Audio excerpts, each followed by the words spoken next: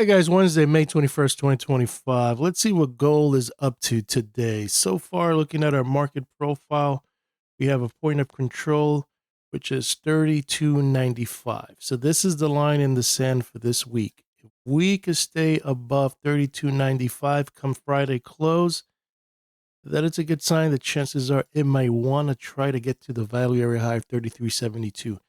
Come between now and Friday, and we are below 32.95. Chances are this is a dead cat bounce, and maybe we're going to test this value area low of 32.09. Now, keep in mind, if we do push higher, with your trend line there, is going to be the area that if they do push it higher, the bears are going to pounce, especially from the trend line to the value area high. So this little area right here is going to be an interesting area if we get to push higher. Uh, I think is there a holiday this weekend, or I can't remember the calendar or whatever. If it's Friday or Monday, either way, just make sure that you watch out this area, because this is going to be an interesting area right here if the bulls get to push it here in conjunction with the trend line. But so far, it's stalling here. The high that we have right now is 33.22. Like I said, keep an eye on point of control. Let's look at our simple glance chart. The good thing is here that we have a MACD buy signal on the 19th. We got a PPS buy signal that kicked on the 20th. We're above the 50. We're chopping around at the 20 SMA, which is 32.95. And we're trying to close, or at least have a daily close above 3300, which is the mobile. We get to do that, push higher, high probability, we'll get to a 33.87, and then obviously test this pivot high of 34.48. But we're taking baby steps. The good thing is that you are above the Kumo cloud. Linear regression is pointing sideways to higher. So that means that the momentum is still up. Nonetheless, we made a high of 35.09 around 422. These are your two pivots you want to watch, but you want to stay above the 20 to see that there is interest, and bulls are showing up in droves to push this price higher. I'm not going to say look at our geometry chart, but I figure I just do the Elliott wave that I've been having this chart for years. So there goes the bell. My X point is 1976. Guess your wave one here to 1980. Wave two takes us all the way to 2001. I talked about that on my video that I did yesterday. Wave three is 2011. We push it down all the way to 2015, wave four, and we are on a wave five. Mind you, all these candles are yearly candles. But you notice here, 150%. What's 150% from this extension here? 2, 3, and 4. That's 35, 48, and 50 cents. We barely almost kissed it. We hit 3,500 and stalled. I have a theory that if we do push higher and close above 3,500, the next target will be 4,000.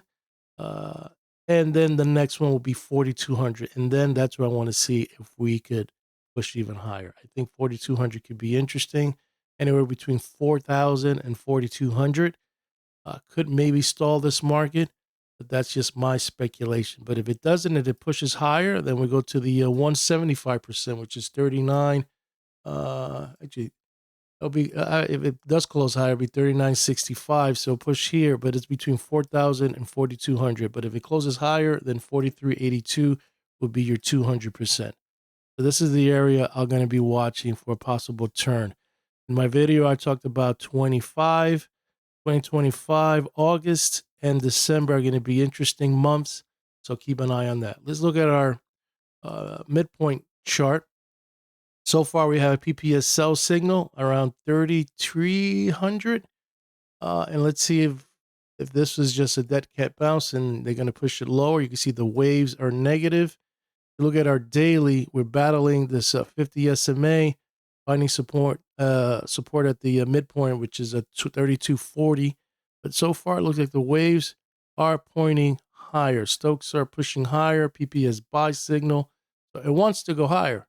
If it does, then 33.73 is very promising if we could have a weekly close above this quadrant of 33.08.